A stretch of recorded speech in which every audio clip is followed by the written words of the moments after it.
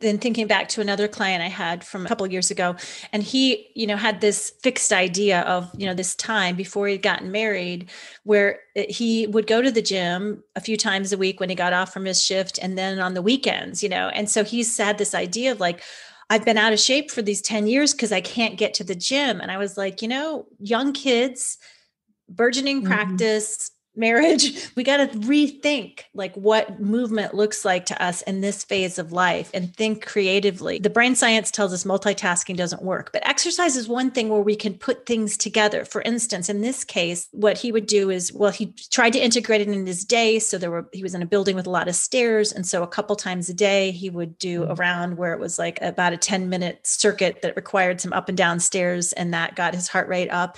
And so we added that, a couple times a day, a few days a week. That's adding some movement in. And then he started just doing push-ups and sit-ups in his office at intervals throughout the day.